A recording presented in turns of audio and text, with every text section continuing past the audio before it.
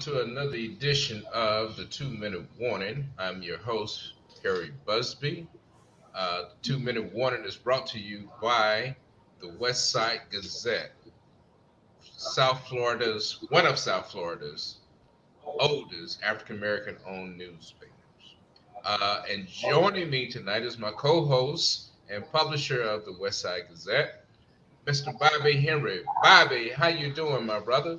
Man, I'm terrific and getting better. Even though we had a few technical difficulties, we were able to work it out. Even That's right. what you say, Perry? Get two old guys and some technology. Man, you're gonna see something happen when you get Mhm. technology in the hands of old guys, Yeah, man. yeah, man. But but we're here. We're here. We here. Yeah, We persevere. that's right. That's right. And That's we got right. another fantastic show on the horizon. So Yeah, I am so excited to be introduced uh, to tonight's show.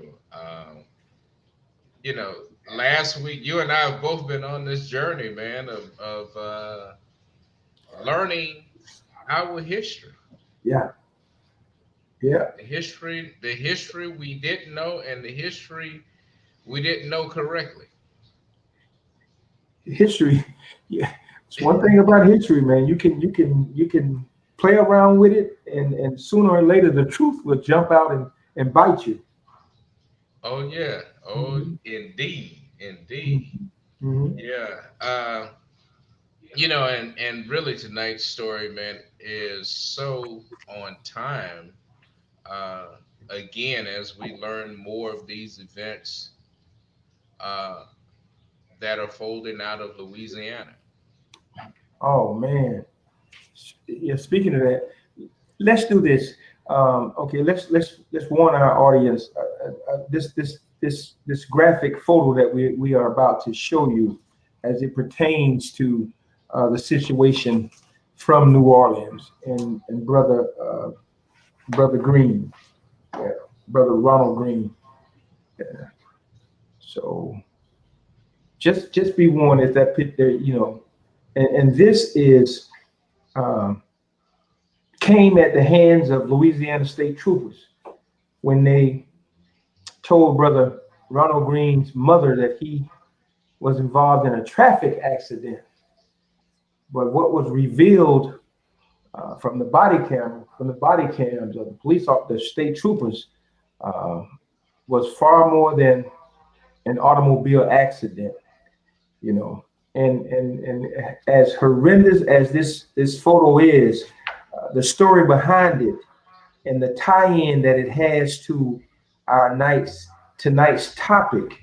One would think that here in 2021, lynching, of black people is not happening, but Hmm. we stand corrected. It is happening, and it's happening in the form of hog tying.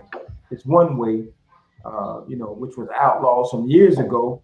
But in this case, with Brother Ronald Green, he was hog-tied, handcuffed, shackled, and hog-tied, aside from being beat to death. Yeah. So Uh, that's not the yeah. only case. There's other cases. The brother in what's the brother name? Lord have mercy, Smith. I think Hmm. it's Jamal Smith. Let me get his name correctly. I don't want to say anything wrong. This was in the Greensboro Police Department. Man, Yeah. yeah, Marcus is his name, Marcus Smith, and all he wanted to do was get some help, and he was killed in the hands of Right. police. So hog tied, Yeah. hung, Yeah. if you will. So Yeah. And it brings back to remembrance that old Billy Holiday hmm, song, "Strange Fruit." swinging from the poplar trees. Yeah. Yes. Yeah. Okay. And Okay. Well, Mr. Busby, what you want to do, brother? well, man, let's get with it. We have some great guests Hmm. uh, and I am just excited to hear from them. I want to sit down at the feet of some historians and some documenters who can help us Mhm. shed a brighter light on where we are. Okay, okay.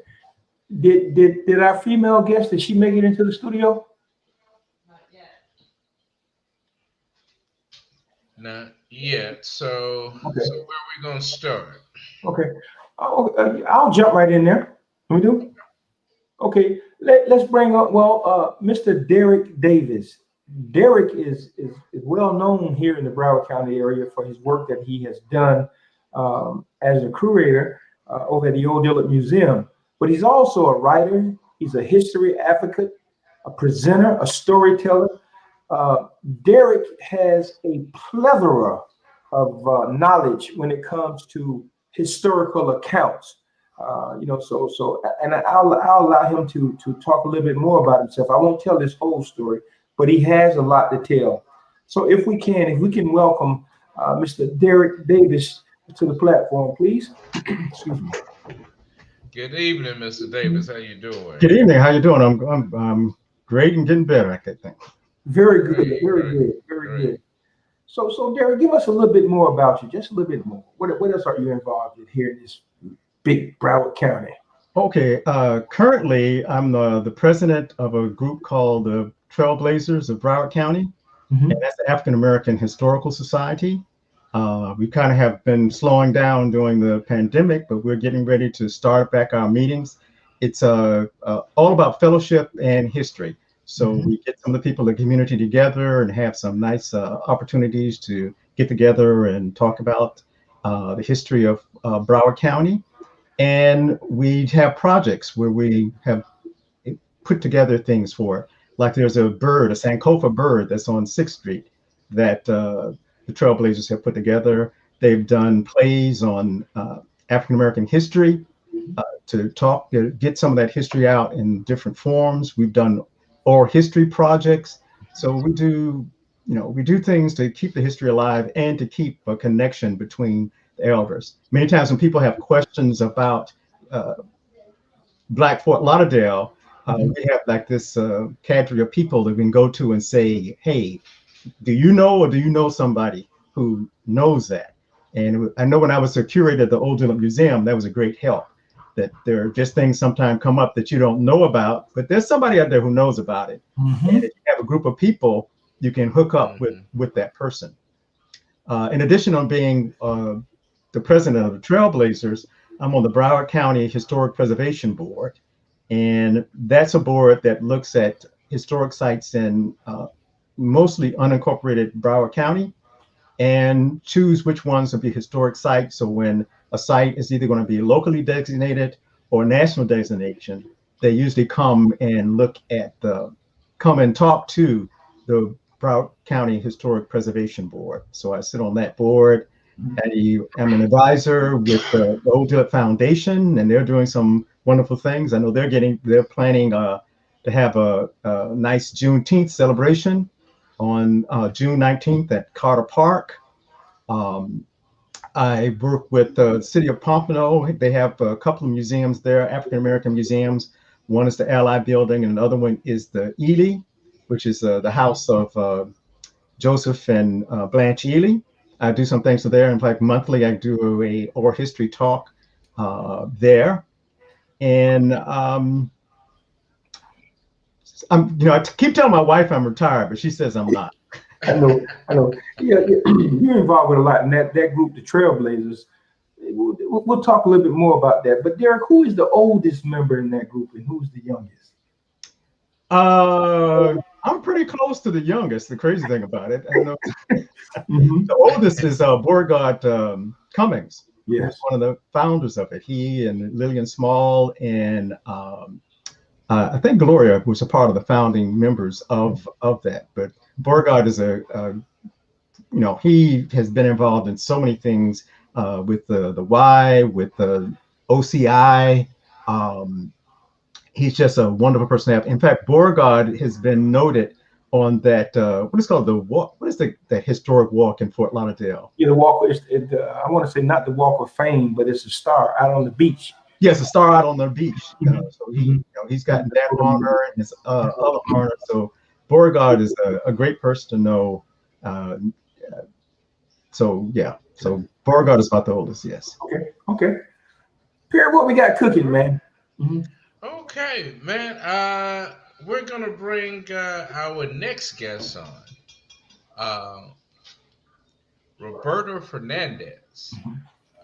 Roberto is a social studies teacher in Broward County, uh, as well as an adjunct professional. I'm sorry, adjunct lecturer at Florida International University. His background is in sociology, anthropology, as well as he's received a master's in African and African diaspora studies, with an emphasis on pedagogy and the African diaspora. In 2011, Roberto was appointed to the Broward County Historical Commission and served in various positions, including the chair, that he held until 2014. He's a United States Army Reserve and Civil Affairs Specialist, and he's done 2 tours of duty in the Horn of Africa. Very amazing, great. And I want to welcome Roberto Fernandez. Thank you. Good evening, everyone. Good evening, Hey, Roberto. Roberto. So thank you so much for that kind introduction. I appreciate it, Perry. Man, that's a varied background. So tell us a little bit about yourself. So, I grew up in Miami, in Little Havana. I'm Cuban and Puerto Rican descent. So my first language is actually Spanish. I grew up mostly down there. Came to Broward in '98 when my mom moved from Miami to Cooper City initially. Cooper City. Yes, Cooper City. Mama got married and we went to Cooper City. So that's where we were for a while. And then I joined the military and then did 8 years in the military in the reserve. And then I started teaching in 2005 at Boyd Anderson. In 2013 is when I kind of started the service projects, the historical service projects at Woodlawn Cemetery in Fort Lauderdale. And that's one of the big things that got me more involved in the documenting of the history of Broward County, especially like bringing in students into that process. And I've been kind of involved ever since, and spoke with Derrick at the Old Dillard for several years and took kids on field trips. And I learned a lot from Hazel Armbrister, God bless her, and James Bradley, when we were on the board together. And so I served on the Historical Commission until we transitioned from the Historical Commission to the Preservation Board that Derrick sits on now. Okay, very good. Yeah. You've done some interesting stuff, and we'll talk a little about that. Let's see if we can get Emmanuel George in here. Emmanuel George comes to us really from Miami, via Hollywood and Daney, where he has done a lot of work there from the cultural perspective in the arts. Emmanuel has, how should I say this, captured history in art form, and just bringing old stuff to new and adding a twist to it. So if we can, let's bring Emmanuel George on the platform, please. What's happening, man? What's going on? You muted. Unmute. There you go. All right, yeah, I'm thankful for being here on this platform with some legendary people, and it just means a lot. With yourself, Bobby Henry, Roberto is a good friend of mine. Derrick Davis is a good friend of mine, and I'm just honored to be on this platform with some people who are doing some powerful things. And I'm doing my part as well, to contribute. Mm-hmm. That's the whole unification of what it's all about, man. Yeah. Yeah, has Mary come on yet? Did she make it in? Okay, she didn't make it yet. Yeah. Okay. Okay. Well, let's get to some juicy stuff, Perry. Okay. Let's do this.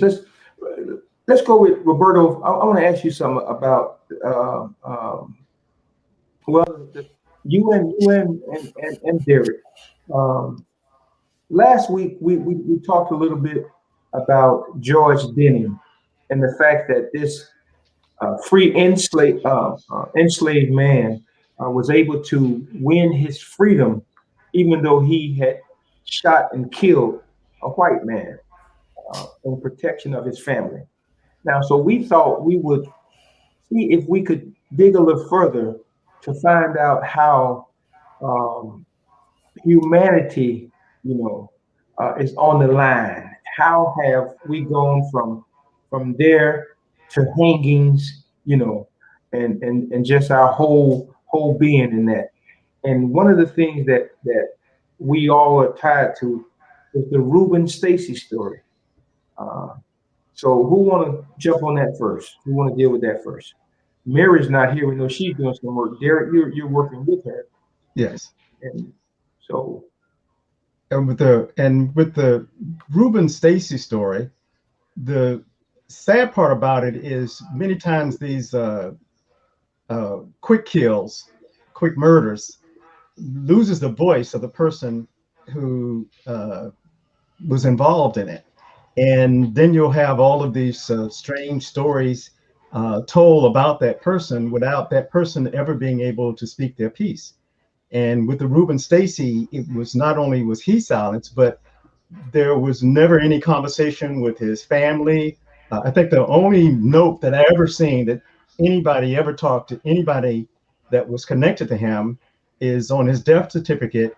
It says that they got information about his family from his wife, but there was nothing about who he was, why he was there, and there were just so many holes in the stories of the people who were being and to me, a lot of the stories that were written at that time when it happened, and this was a lynching that happened in 1935, that there was this sensational search for a black man to be convicted of some type of a crime.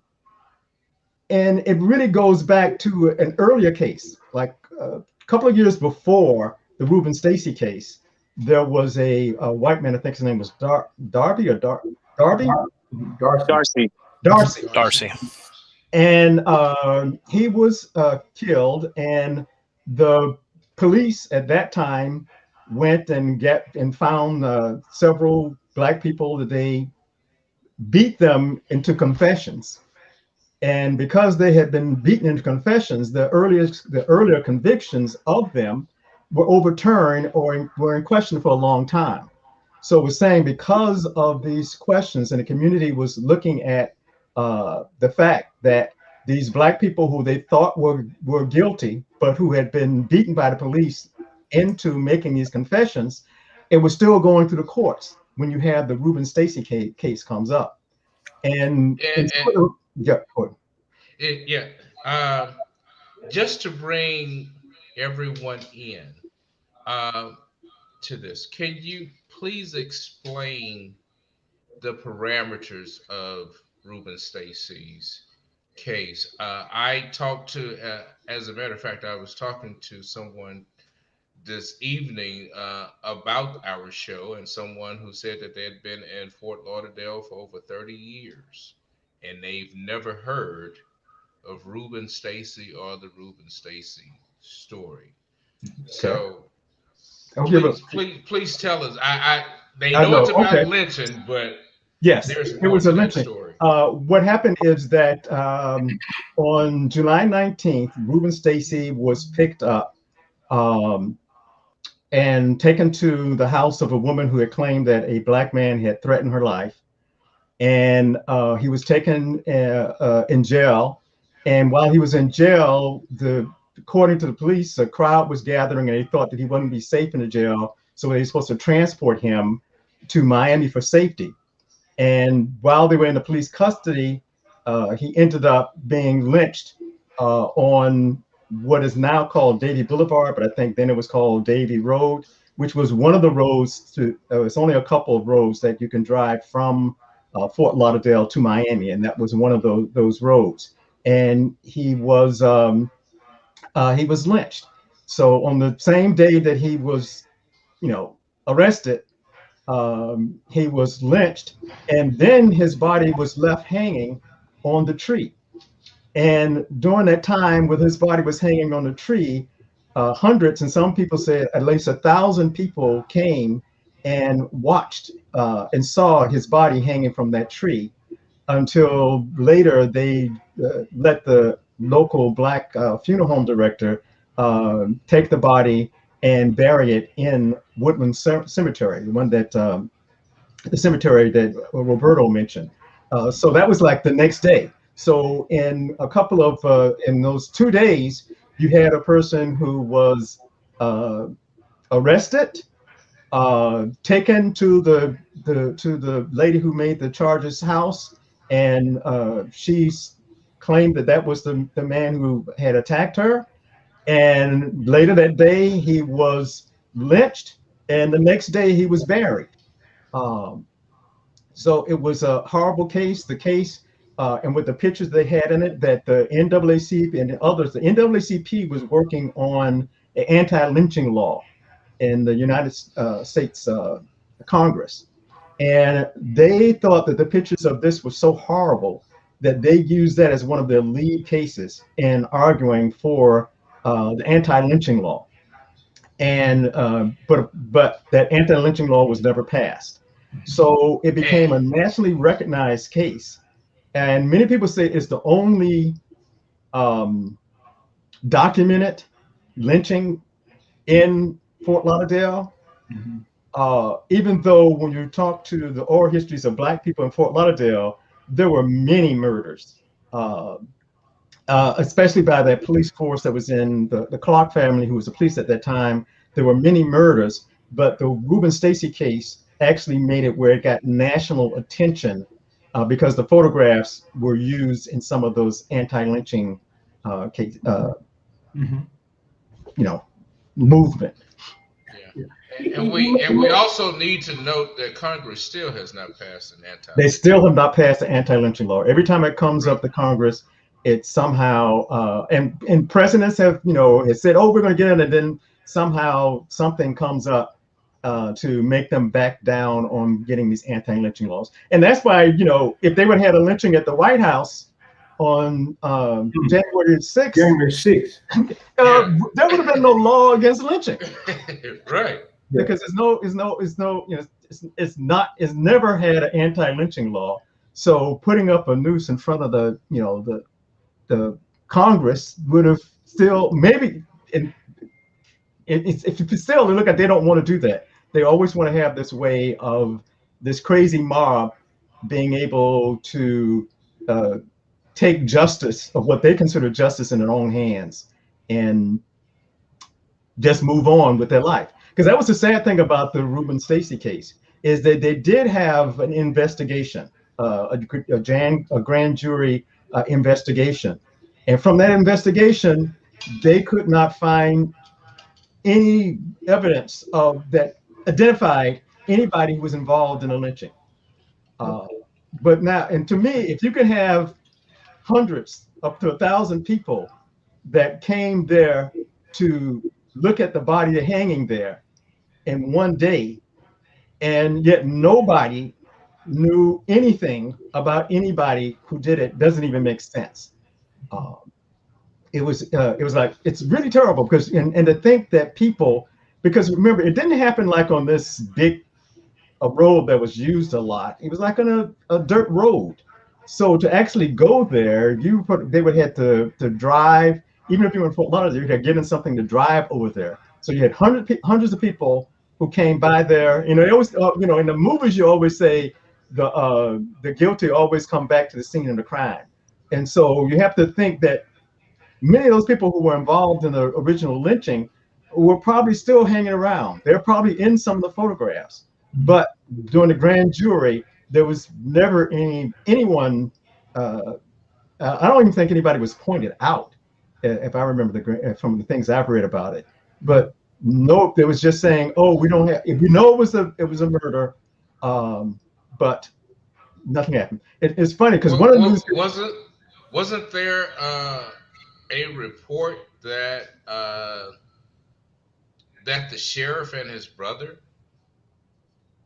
there was a news story, and I think it was in 1985, that one of the people who said that they were in the picture, even though it was not there was never any verified, but the lady who spoke said that she was in the picture and that she saw the sheriff, because part of the story that the sheriff tells, and I don't like to talk about the news. Let me say this first. I don't like to go into the news stories because, and I'm sorry to say this, Bobby. No, you're right. Newspapers can print falsehoods. They and so the big thing about saying something was in the newspaper is the person is not under oath. So anything they tell a reporter, what is that? That's something that you can lie to a news person, and when you get to the actual trial, you can say, well, no, I want to correct my testimony, and you wouldn't be tried for perjury. So there are a lot of news reports, and I said it was a very sensationalized story because there were many articles that were written about this lady being attacked and talking to her about describing the circumstances of it. So it became something that there was like this fever of let's catch this person. And to the point that they had gathered up rewards. They were gathering money to make rewards. There was this manhunt that they talk about in the newspapers that may have brought in over 50 people to this woman to see if she was the right one. So there are news stories, but there are so many conflicts and so many crazy things in them. How do you show what was true and what was not true? Because even to me, even the grand jury investigation, the grand jury did not, in my opinion, investigate what happened in the accusation. They investigated why it was wrong to handle it by lynching. So they did more investigating into the lynch mob than they did into the prior case, from what I can see of the grand jury. They didn't really look and say, well, let's see, who can tell me anything about what Ruben Stacy or what he was doing with? Who would have known Ruben Stacy? Who would have known what was his motive for this attempted murder? Because because you never hear anything. It's sort of like all Black people have in their mind that one day we're going to take a small knife and go and murder a white person. There's never any motive about why he did this, and for a long time there was talk that he was just this vagrant, just wandering around, and that he was like a nobody. And so you can say, oh, it was a vagrant that was running around and homeless, and he might have had some kind of mental problems that he would decide that, oh, this is the day that I want to, and I keep saying a small knife because it's sometimes referred to as a small knife and sometimes as a penknife of what was used for it. Right. So if you were a person with any logical straight mind, why would you decide, I want to kill somebody today, but I want to do it with a penknife? Right. And we've seen the news, even in the George Denning case, how the papers at that time and even now continue to frame the story. In fact, you can pretty much identify who the story or who the paper's audience is by the way that they frame the story. And so yes. I think that that's also something that we need to track as we go, is how the story gets told. Because sometimes we like to talk about the overcoming, but we do need to see the similarities Yes. If I between could, these. we got a whole lot of stuff going on here. I want to just back up for one moment. I want to say it was Franklin Roosevelt, Delano Roosevelt, that said he could not pass that law. If he did, the white folks in the South wouldn't vote him back in. But I want to step up ahead Yeah. now, Roberto. I remember when you and I first met, you were sketching or doing some reprints or whatever that stuff is called from the cemetery. Right. Okay. Now, let's see if we could bring in that what you were doing with the dirt to the museum, and let's give us an account from that perspective. We're gonna get all this together. It's a lot. Emmanuel, we coming to you too. So. All right, no problem. So for me, the real entryway for me into Broward's Black history was the Woodlawn Cemetery project. So we did that. We started that project in 2013, following the award that was given by the Historical Commission to go ahead. Oh, What is the Woodlawn Cemetery? thank you. So for those of us that don't know, North Woodlawn Cemetery is a historic African-American cemetery in Fort Lauderdale. Due to the segregation that existed in Florida, yes, and in Broward County, there were segregated cemeteries and other, aspects of civil life in Broward that were segregated. So North Woodlawn Cemetery is where many of the Black pioneers, and I don't like saying Black pioneers because it's like, well, they were a separate group, but these were pioneers, period. But to acknowledge them as being, Black, not just African American, but Bahamian and from other Caribbean places. This was the only place that they could be buried during that time because of the segregation that existed. So that's kind of like the background. And this cemetery is located off of like the easiest kind of like intersection would be I-95 and Sunrise Boulevard. So it's in the like Sistrunk neighborhood, if we think about it as a bigger region. That's where Woodlawn is located. So my involvement with it basically came as a result of the Florida Department of Transportation and the Duras Homeowners Association being recognized for preserving the cemetery and for really doing a great job of recognizing that story. And so my students were attending one of the awards events and like, could we do something about that cemetery? What if they change their mind? What if they decide to pave over the cemetery? And so it's kind of like, okay, I don't know. I'll look into it and we'll kind of explore the idea. And so the History Across Broward Initiative was really started at the cemetery, and we would document the headstones, and we tried to do interviews, and try to find research data and stuff like that about the burials and about the people. And that's where we started with the oral history aspects of it, because like if we have people that are buried at Woodlawn, then we can start telling the story. And one of the first ones that we thought we were doing, because we thought we had enough evidence, was with Dr. Sistrunk, because there is an old stone from the 1920s in Woodlawn that says Sistrunk on it. It says Daisy Sistrunk. It's turned out, and I recently discovered this because I finally requested the death certificate for Daisy Sistrunk with that death date that's on the stone. It was his first wife. His first wife was called Daisy. For many that may not know, his second wife was also called Daisy. So for the longest time, we thought that the Daisy that was buried there was actually his daughter, but it turns out it was his first wife. And when I pulled the death certificate, it has him listed as both the informant and the attending physician. So, because again, Broward was segregated, there was no hospital until the late 30s when Provident was established by Dr. Sistrunk and Dr. Mizell.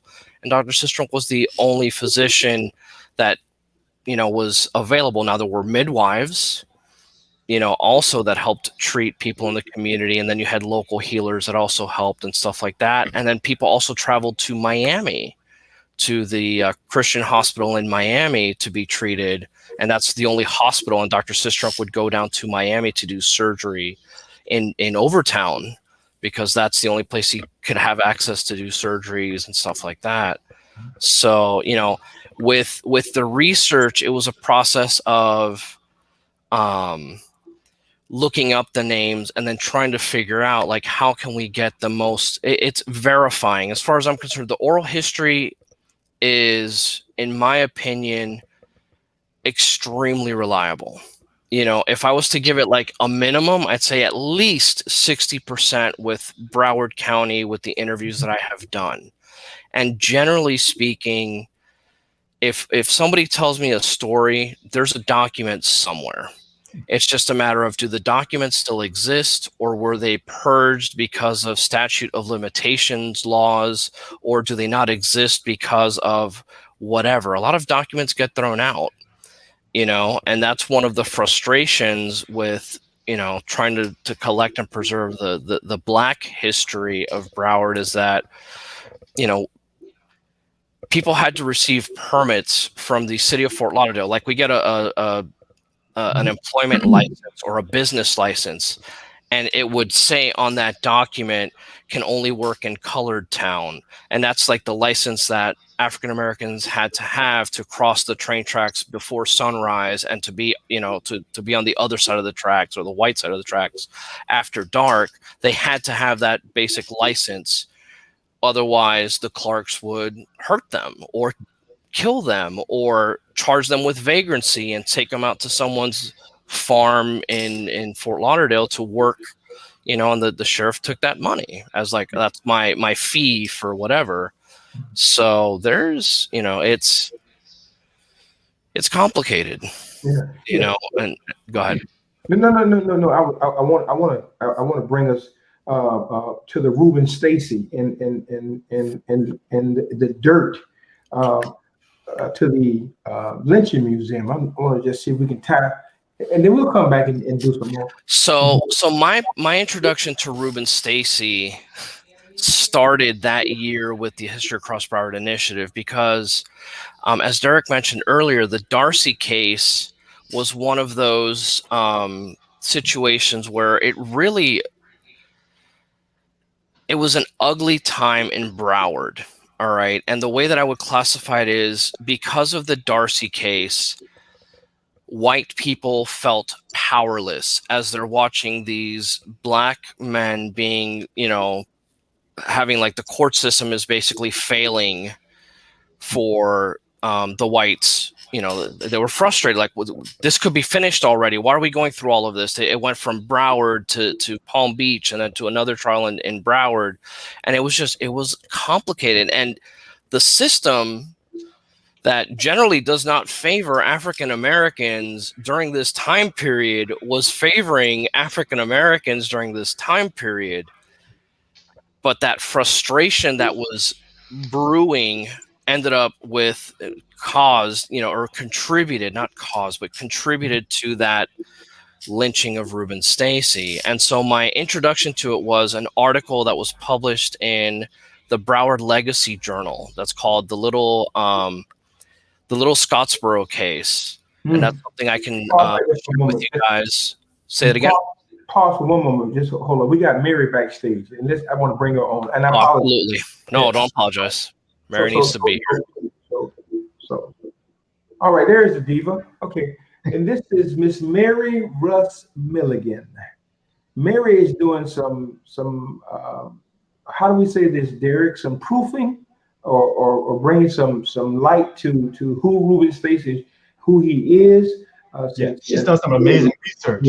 Amazing research to actually get to the blood relatives to get a clear story on who Ruben Stacy was, and why the stories that have been told about him are so far off on who he was as a person. And let me point out before Mary speaks that one of the reasons that we felt this is so necessary now is because the city of Fort Lauderdale is actually considering naming a portion of Davie Boulevard, given a secondary name to honor the memory of Ruben Stacy. Okay. So it would have two names because it's kind of like two. It would be too costly just to change the whole name, because that means everybody along that street would have to change their address to Ruben Stacy Boulevard. So what they're going to do is make an honorary naming of that street. Well, it'll have two names as the Ruben Stacy Memorial and Davie Boulevard. But that the city of Fort Lauderdale is considering that now, and they're considering it for usually based on the fact that the lynching was bad. But what we want to say is that Ruben Stacy was a good man. But I'll let Mary talk. Yeah, hold on 1 second. Let me do this, and I do apologize, Roberto.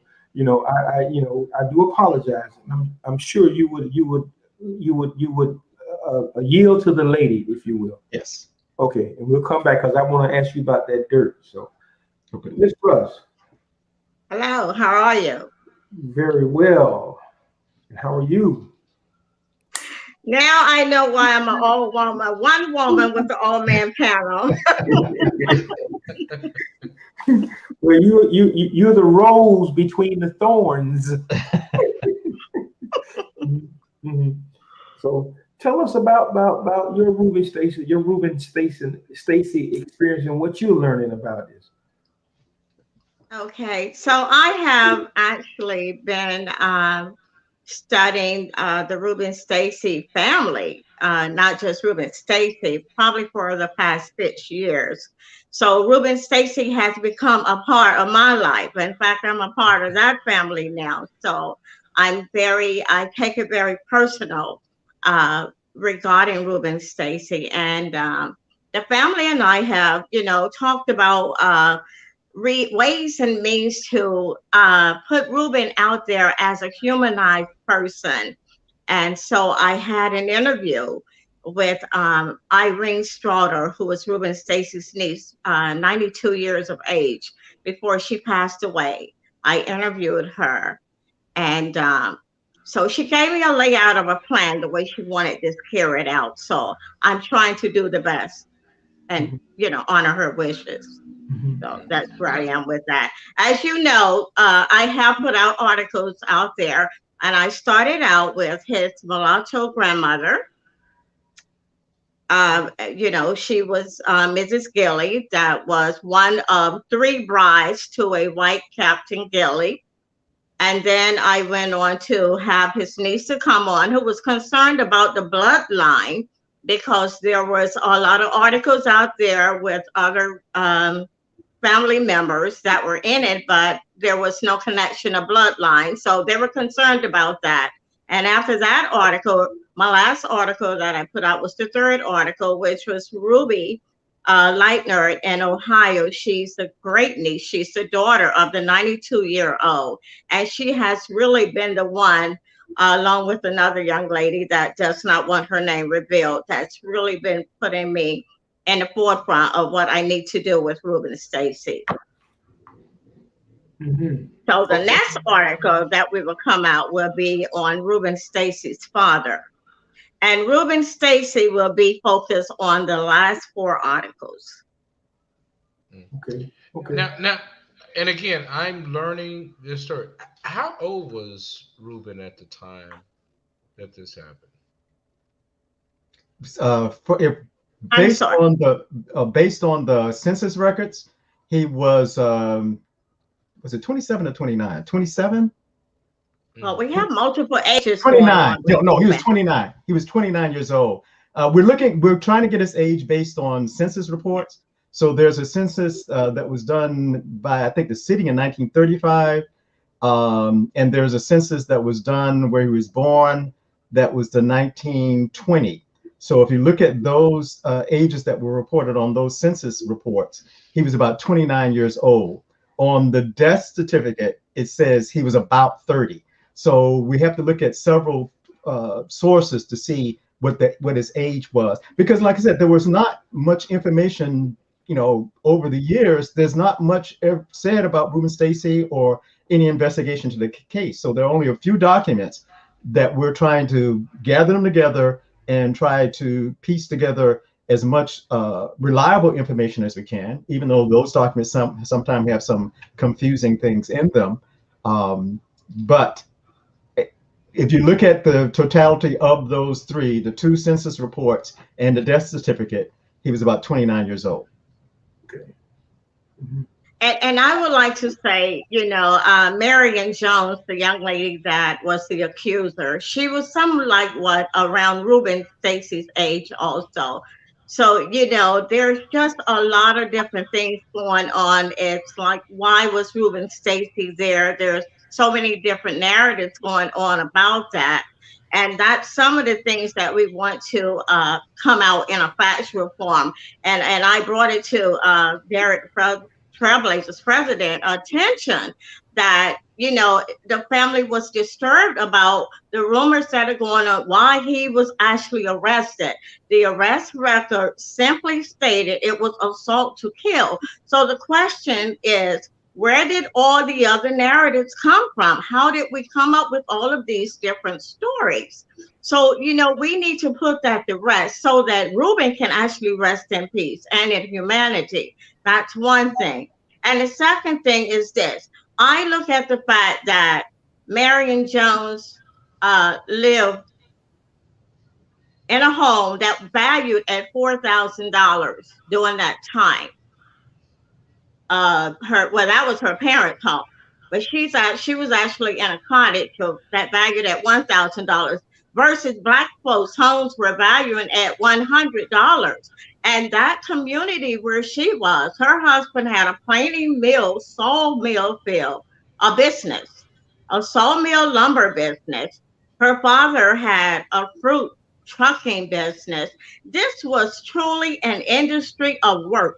So if Ruben Stacy was in that area, it's most likely he was there regarding work.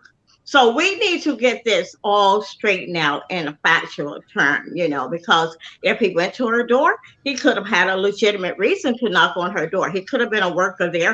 And if he asked for a glass of water, he could have been a worker that needed a glass of water. So all of those things need to come out. We have looked at this in such a negative point, but we have not looked at how it could have been affected on a positive side.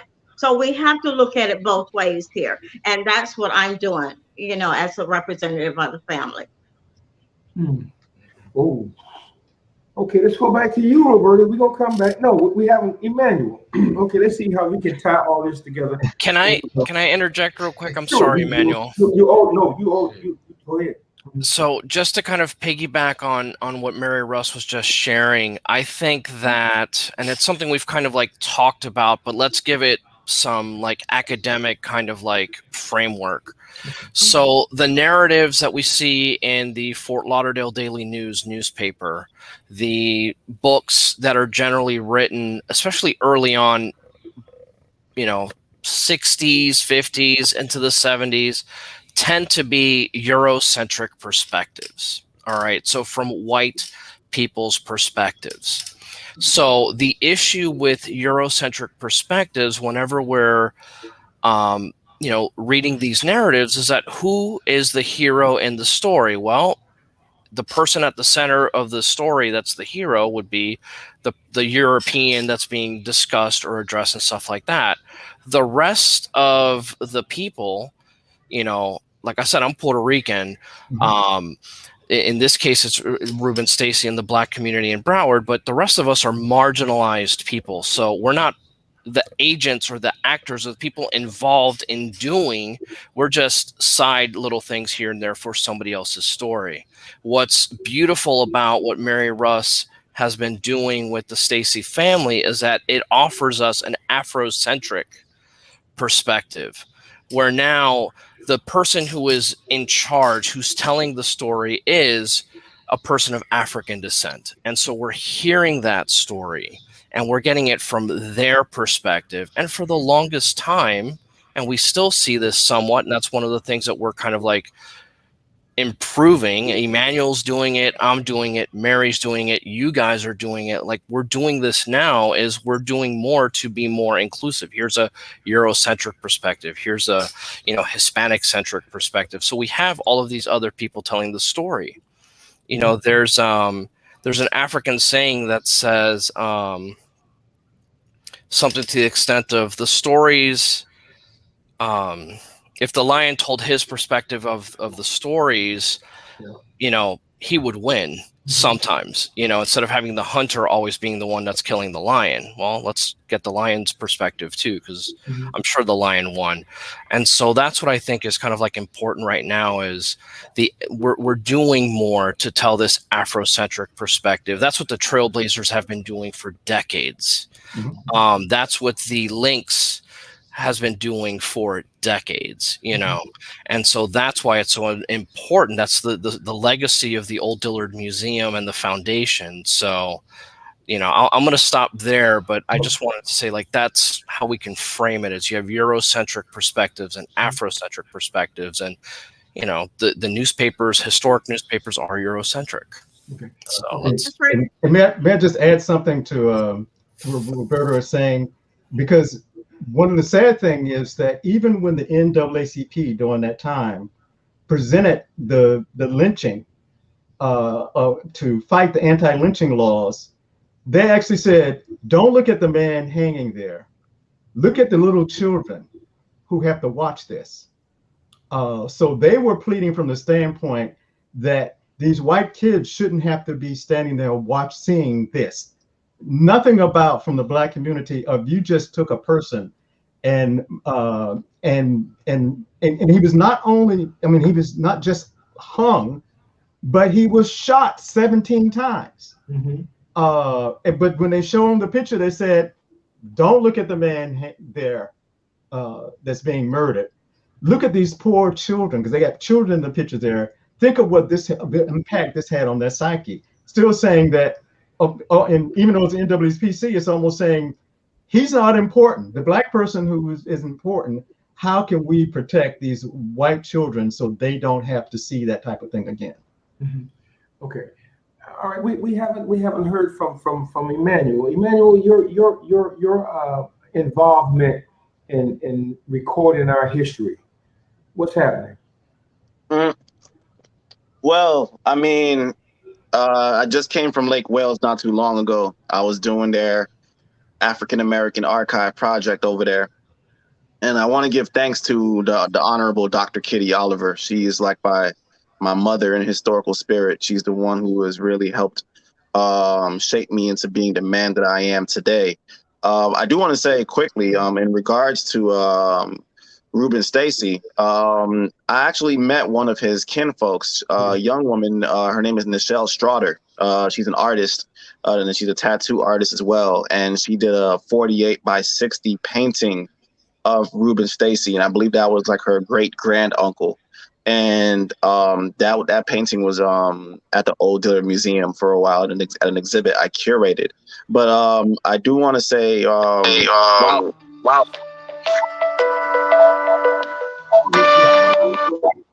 Who is that? That's us? I don't know who that was, but I want to say while at the Lake Wales doing their African American Archive project, one of the things that was really fascinating to me was I was interviewing a woman who went to, which was their Black high school, called Roosevelt High School, which was a Black high school that closed in 1968. And something very interesting to me about the year 1968, because a lot of Black high schools became middle schools.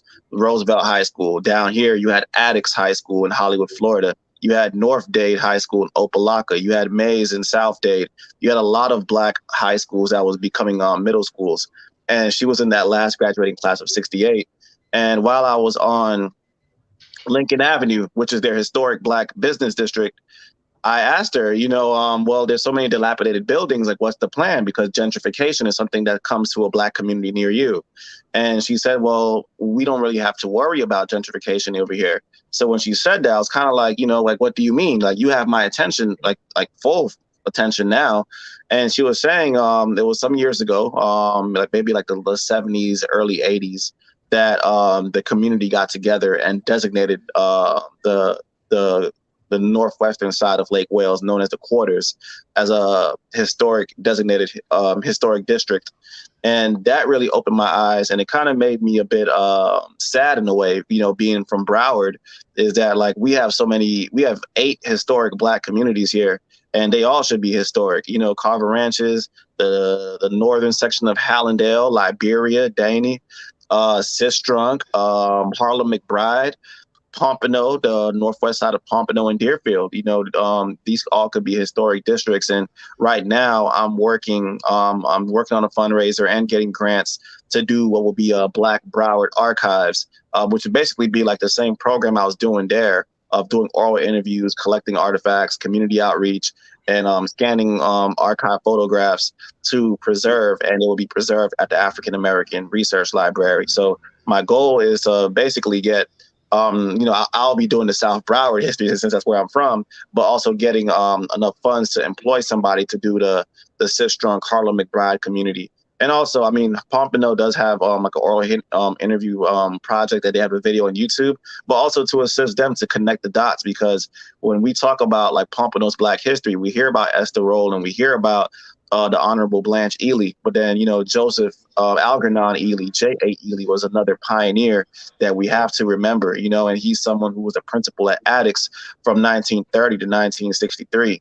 So, we have to connect the dots, and that's basically what I'm doing right now to preserve the history so that it doesn't get forgotten, because we have too many elders that is leaving us right now. Addix graduating class was 1968, which would basically mean that the youngest people that graduated from there was either born at the end of 1949 to 1950. So they're basically being in their early 70s right now. So we really got to get into preserving the history, because gentrification is real, and our communities are being gone, are being wiped out, culture is being erased, and we have to preserve it ASAP, or else it's going to be gone forever.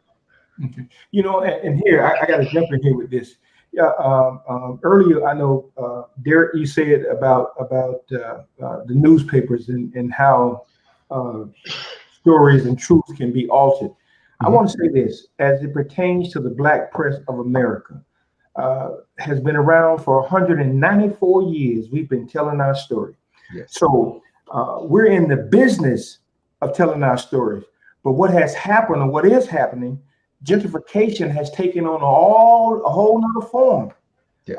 So much so that our news that we hold so dear, we put it in the hands of others. And the distortion comes, Roberto, the Eurocentric explaining to who we are gets involved. So we lose what we have. It is washed down. So it's up to us, all of us, to make sure that our stories are told from our perspective. Mm-hmm. We're the Exactly. ones who write the narrative.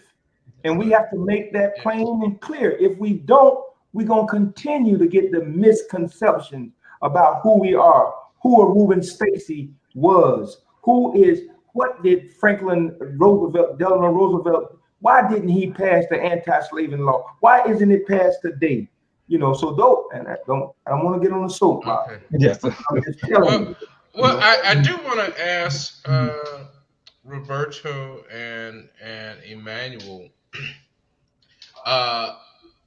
in your research, do you often find times that maybe, especially among, let's say the late boomers and the millennials, that they really don't understand what history they have? And so when you begin to ask those stories, do they not understand that some of this is really missing dots, and because we don't view it as important, we figure it's not a story. Yeah, I'll definitely say that, like, down here, there's so many missing pieces to the puzzle, and like when you look on the outside looking in, when people look at Broward Black history from the way it's told, and like what Bobby Henry was saying, is we have to control our narrative.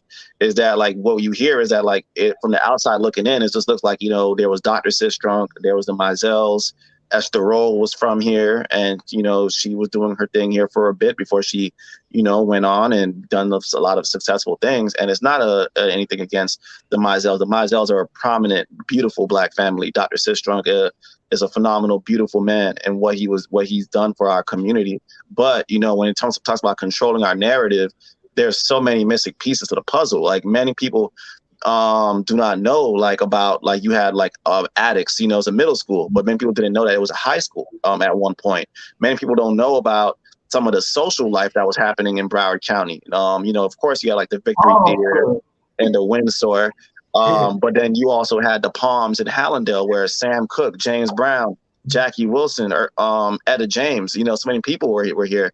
You had the Diamond Club in Deerfield. So with younger people, what I entertain to do, because I'm a part of that generation of millennials, is that, I do my best to make it relatable to my generation and what's happening. So when when I talk about the schools, how the schools were connected from Blanche Ely, Dillard, Addicts, and then later on, Boyd Anderson, when integration happened, it was one of those schools that became a Black school. So I do my best to make it relatable to people. Talking about, like, those who came here, like, the James Brown, Eartha Kitt, legendary people, that's in the Rock and Roll Hall of Fame, that's on the Hollywood Walk of Fame, was walking down these streets in our community. So, I just do my best to let them know, like, hey, like, these are people here. So you got to take pride in your community. Our community isn't just what we see now, where it's a lot of things that's happening. It's there's a lot that we got to do, and that's just my part in it all. So, for me, it has been one of those of encouraging people to recognize what their story is. I think one of the defining moments for me and my generation, so I was born in 1980, so I think one of, like, the real defining moments for my generation would probably be September 11th, as, like, one of those moments in history where something happened. So whenever I try to speak to people about what's going on, that's usually one of my first go-tos. I'm like, well, where were you on September 11th? And that's, like, the foot in the door to say, like, well, if you have that perspective about the September 11th attacks, what makes you think that you may not have other interesting perspectives about, other things? And the oral history, and it's funny because the kids are, when I started doing the oral histories this year, I mean, in a pandemic, and we're doing it through Teams and the glitches and, like, going to people's homes and giving them my cell phone because we can't connect any other way. The kids are surprised with, one, there's no, like, you can ask the same questions, but then each person's experience is so unique that you have to do those probing questions. And so, yeah, a lot of people don't think that their story is important. I'm nobody special. Mm-hmm. Perhaps, well, you're special to somebody. Your family thinks that you're special. As a historian right now, I may not recognize my historical significance, but when you're out there looking for that one voice that can tell you from an Afrocentric perspective what it was like in Broward County during segregation, or when the Clark brothers were alive, and people tell you, I'll tell you this, but it's got to be off the record, because there's still genuine fear of Walter and Robert Clark, these two despicable law enforcement agents. And this is, 2014, 2015 that I did some of these interviews, and the people are still scared to be on the record in some cases. So, there are contributions. And it's just recognizing that. I would love to get the interview of Levi Henry, because I think talking about the Black press and preserving the story of the Black press in Broward County, Levi Henry has one hell of a story to tell. It's through an oral history that I found out that Levi Henry actually jumped up on a car during the Sistrunk riot in '68 and prevented George Burroughs's building, where the Burroughs Electric Company is located on 6th Street, from being burned down. Because like, no, this is Mr. Burroughs's building. He owns it. It's not white owned. Like, don't. But a lot of people don't know that story, you know. And this is a community hero, a community leader. Mr. Henry, you're a community leader now. Derrick, I mean, we have people that are doing awesome things in our community now. And so, yeah, I'm just out there hustling, doing my thing. Yeah, but your hustle now will be historically significant later. It explains what's going on, and that's important, you know. And that's kind of one of the things that we have to encourage people to tell more of the story, you know. Yeah, and you know, Roberto, you raised you were talking about the Clark brothers, and Mary, I don't know if this part is true. Again, as you say, there's so much out there. But it is said that when Reuben was arrested, that he was merely arrested because he ran. And so when asked, well, why was he running? He said, well, I do what any Negro would do if being chased. And we see that same thing with Ronald Green. And so when you begin to look at the growth of African American population here,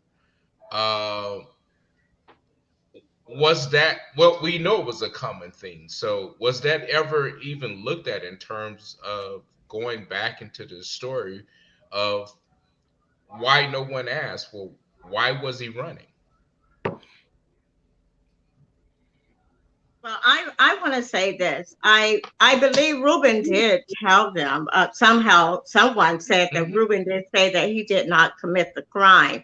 So, and as far as him running or hiding behind the bush, as I say, we still don't know exactly where Reuben was or what actually took place. So those are the facts that has to come together. That is a part of all the different narratives that are out there. And that's why it is so vital for our historical department to make sure that records are recorded. When a police officer arrests somebody, when you take these things, they need to be archived so the public can have access to them. It's for your information. That is an act that for your information, everybody have privileged information that they can be able to go and do research on. We can't do that here in Broward County because I have tried. I have traveled all over Florida and Georgia doing research. And I can tell you, to the smallest cities, I can go and sit down, have an office desk, and find every document I need, from a police record to the geographical area to the personal residence of where someone lives. We cannot find that here in Broward County. I only have to say this about Broward County. Shame on you. And there's a lot more information that shame on Broward County is about the sheriff that will even engage in activities to kill his own deputy that he didn't even pay. Just like we're talking about Ruben Stacy. He allegedly was supposed to be there to be working, and then he gets killed. Same thing is happening with the sheriffs. Same thing is happening with the judges. Judge Cheddar, we have a whole lot going on in this Broward, Palm Beach, and Dade County area that are some very ugly stories, and they're going to get told too.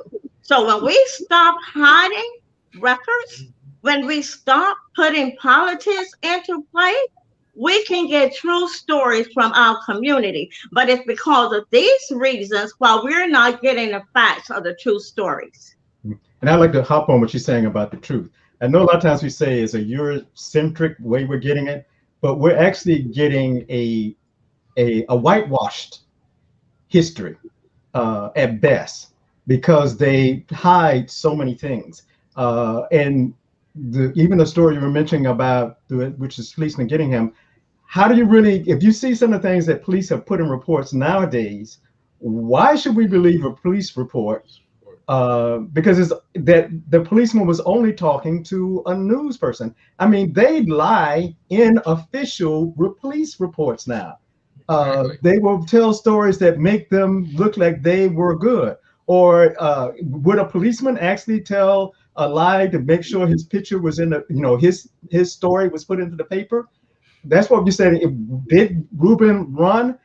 And then another paper talking about they picked up, one paper says they picked up 50 people to take by this lady's house. So it was like this massive manhunt to try to find someone to blame this on.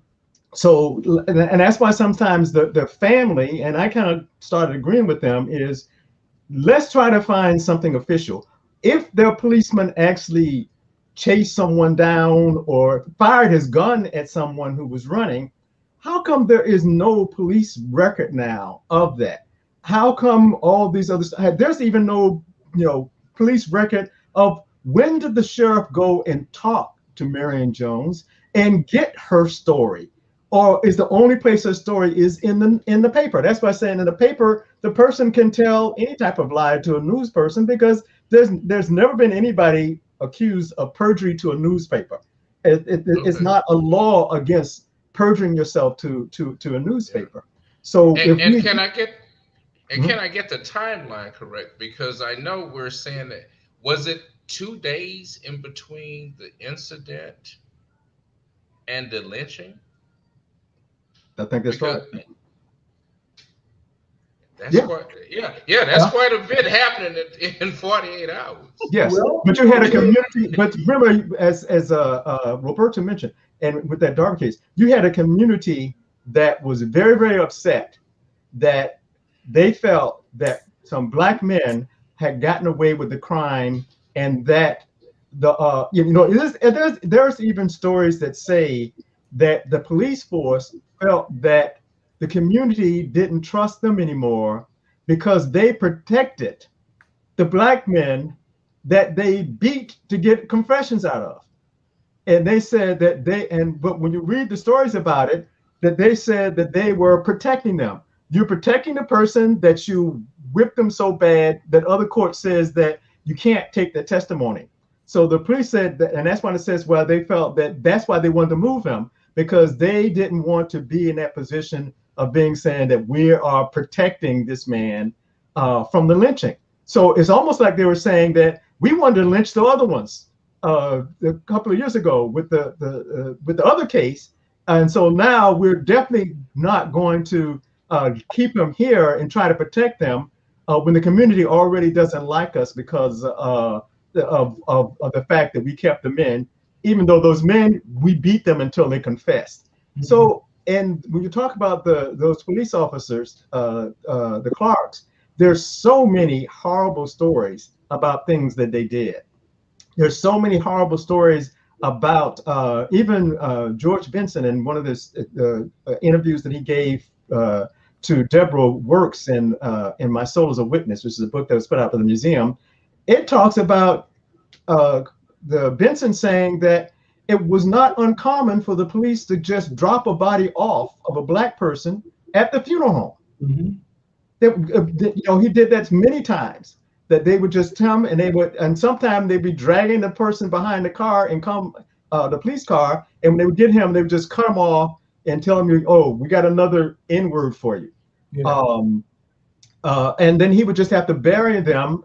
And so many of those people that are buried in unmarked graves at Woodland Cemetery are black people that nobody even knew who they were, because they were people that were murdered by the police and just dropped off at the funeral home.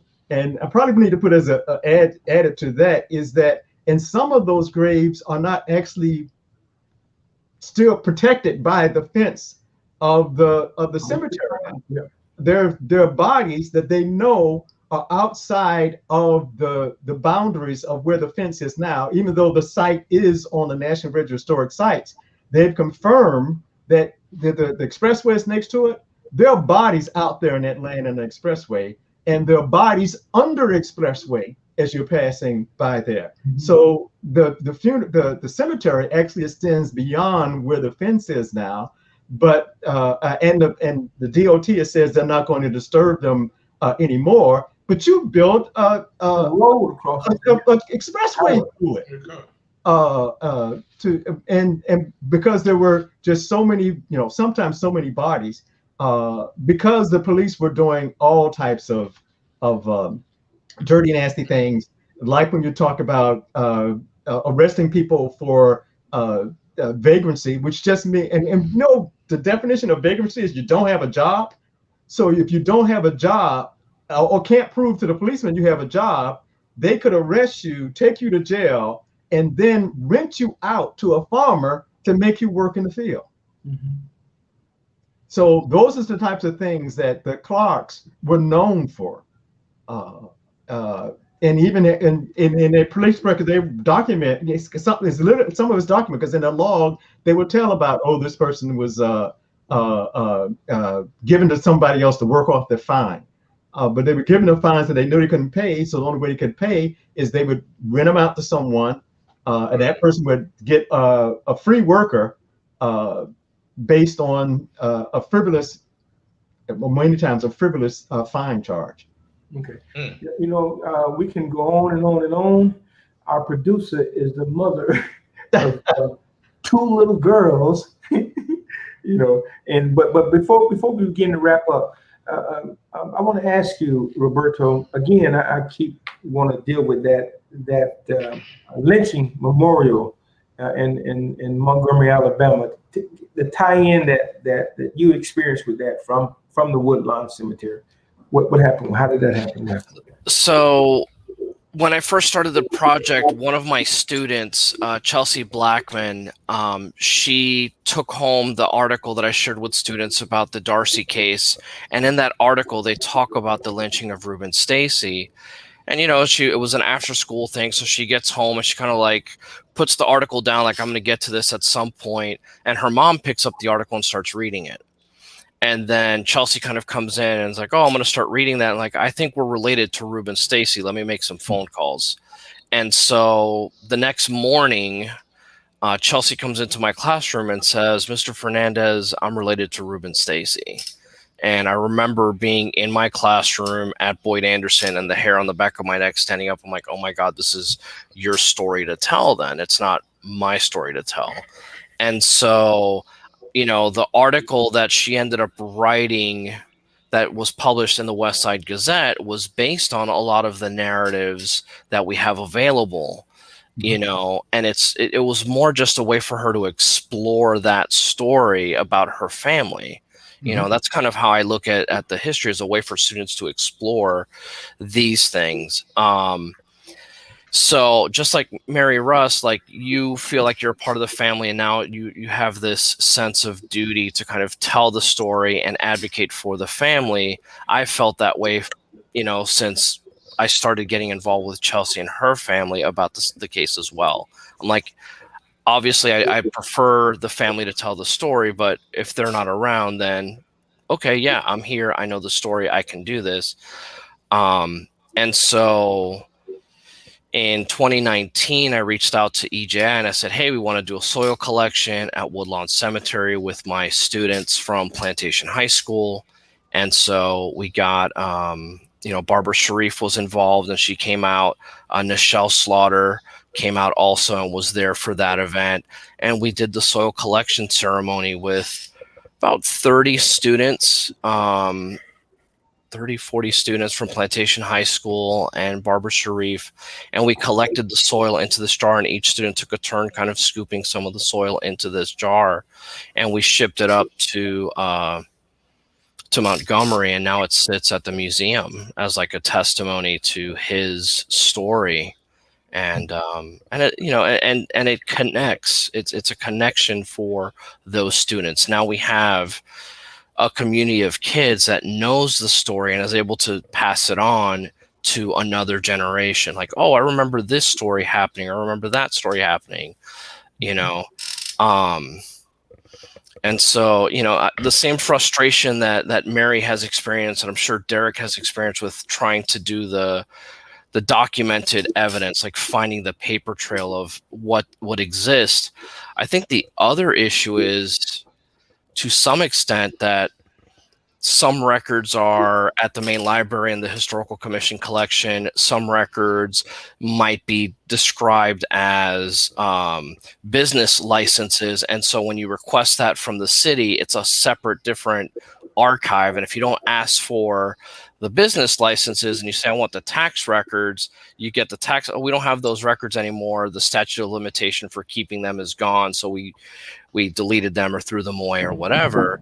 And so sometimes it's not that the record may not exist. It's just, are you looking at the right record and do you know the name? You know, the sheriff's index that Derrick has referred to is huge. But then, just like Derrick said with the George Benton story, that the sheriff would just show up and drop a body. Yeah, like I you know, there's a story that I'm kind of like trying to find the pieces to now of what I think is another example of a police involved murder of an African American, and the narrative going back to the Clarks is justifiable homicide. You know, was it a justifiable homicide? And that's kind of like the same narrative that we do now. When we talk about vagrancy, you know, the way I kind of think about it is like, here's your driving while black before driving while black was a thing. It's vagrancy. Vagrancy was just a BS charge. And in the index, you can see how many African Americans are listed as vagrancy. You see some whites too. So I'm like, oh, you must not have been from Fort Lauderdale if you're white and you got charged with vagrancy. Mm-hmm. But the majority of the ones that I've seen are are black. So yeah, that's, okay. You know. And one thing that I think when we were talking is that there's also that National Center of, I think it's called Racial Equality and Justice. I always get it wrong, where they dedicate a portion of that to lynchings. And for each county, they have created a big monolith monument that lists the names. Now in Broward County, they only have the one name. So there are many people who were murdered in Broward County that there's no evidence because of the things like the Clarks would do, would just take the body and just drop it off and have them put into a pauper's grave at the cemetery. But the Broward County with the Historic Preservation Board is looking at one day being able, because when the Center for Racial Equality and Justice made 2 copies of each one of the monuments, and they encouraged the city to, or the county, to actually one day get that second monument and bring it to that county. And we're in the process of, yes, one day Broward County would like to get that monument brought here to Broward County, so that it can be something that we can continue to look at this idea of lynching, even though it's kind of changed now. It's almost like just the bullet from the police now are often the new way of lynching someone. Mm-hmm. But we have to look at how the Black people are just treated as if they are still these unworthy people, that the best thing you can do is just shoot them down. And because I think police are actually trained now, if they pull out their gun, I think some of them are trained, you empty the chamber, because if the person is dead, you're going to have less problems than a person that can testify. So, when that is a part of the police training or mindset, it's either one or the other. It's either their mindset or their training, that once you have to pull out your gun, empty the chamber. And that's how they've treated Black people for so long, is that, get rid of them, and then we can create the narrative that's going to put us in the best light. Okay. And this can, and I have to really learn how to moderate. We do, Perry and I, when we get some historians together. We got kind of wealth of knowledge, and you don't want. I'm just listening. Right.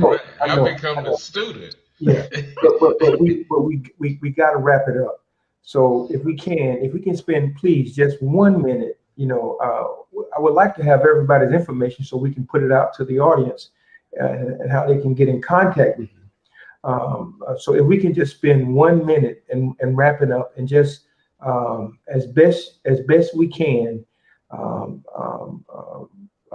What is it that we can help you do to tell our stories better, or to get those stories, something along those lines, because it's in biblical proportion that things are happening, and biblically speaking, it's stories throughout the Bible that joins and connects people together. So if we don't tell our stories, there's a disconnect. So if we can spend 1 minute, and Mary, let's start with you, since you're the lovely lady. Okay, I would say the first thing we're going to do is make sure that we journal into facts. Fact finding is very much important.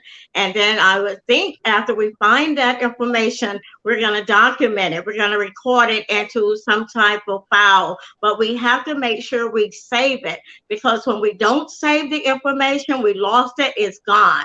Because you're not going to be able to do the research and find it all over again. You may even go to the computer, and what you find there today may not be there tomorrow. When you also need to put a timeline from the time you start doing that research and doing that story, make sure you put a timeline, collect all your notes and your facts and keep them there. And make sure the accuracy stay intact. That's what I would say to them. How can a person get in contact with you, Mary? Broward County Trailblazers or Old Diller Foundation is probably the easiest way to get in touch with me. Okay. Emmanuel? My email address is maryruss954@gmail.com. Say it again, Mary. I interrupted you. Mary, MaryRYRUSS954@gmail.com. Okay. Young man, Emmanuel. What's going on? Just listening to everyone. A lot of historians here, so a lot of people here got a lot to say. I would say, the Black Broward Archive initiative that I'm doing, which would encompass all of the historic Black communities in Broward County, because we got like how Miss Mary was saying, we really have to document and keep records of this history, and that's what I'm working on right now, to make sure that no community is left behind. And right now is I'm applying for several grants, as well as getting sponsors, and for this project. So yeah, that's just the main thing right now. And if you want to find me, Emmanuel George is my Facebook, EMMANUEL space GEORGE. My Instagram is @BlackBroward. And I'm very easy to find, and I'm very easy to talk to. I'm here. Okay.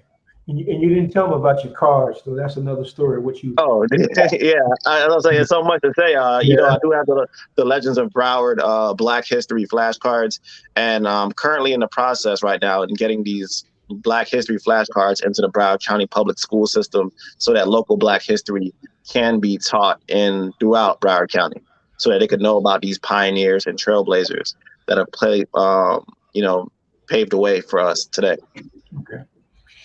Roberto Fernandez.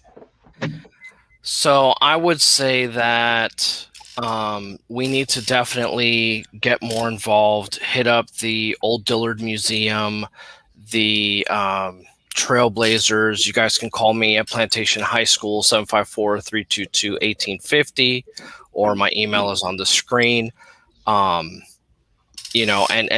tell the story, tell your story. We want to hear it. We want to record it. Emmanuel's recording your story. We're all interested in your story. Just don't be afraid to tell it. And as a personal thing, since I work at the cemeteries, I would love to get more, I would love to be able to get access to people's burial programs for their loved ones and stuff like that, so we can record more of the information about people and where they're buried, especially family members that are here in Broward County. I think that would be a good thing of preserving, history and that kind of information. So thank you for having me on here.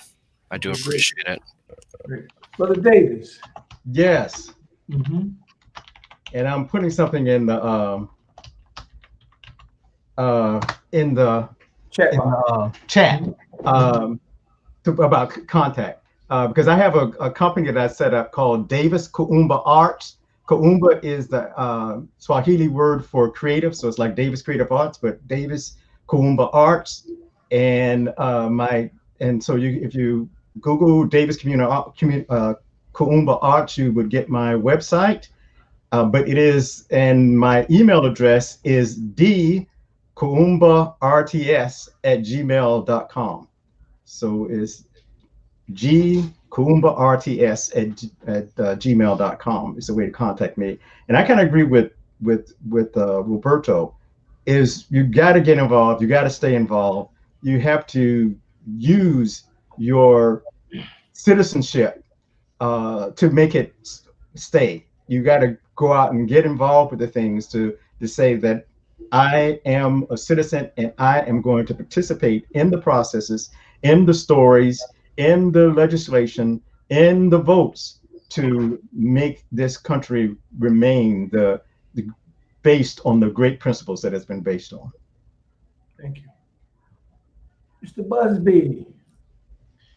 Well, first of all, thank all of you, Derrick, Roberto, Emmanuel, Mary Russ.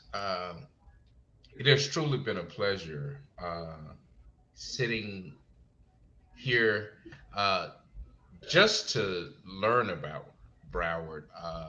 I think sometimes we think everyone is from Broward, that we forget that there is a segment of people here who really don't know this city. And so much of Broward reminds me of my home and any other Black community. There are so many other Browards now whose communities are facing uh, the same crisis. And so what we are doing here, I think is really uh, just the tip of the iceberg. And just one of the things, I know being an IT guy, I know we're using the technology to tell the stories and to get the content. Uh, but one of the biggest things now is how do we collect this to make this such a uh, to build this network and to build this database, and how do we collect these dots?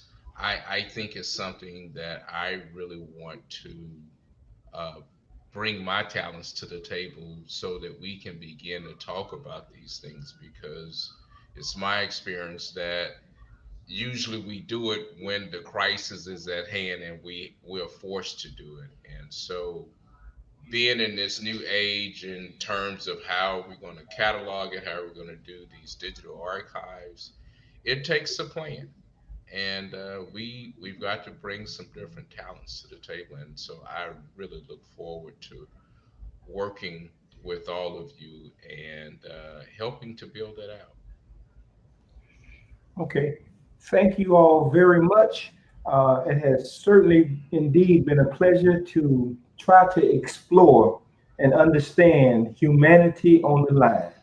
That's a deep subject, and we need to do more of it. We need to tell our stories.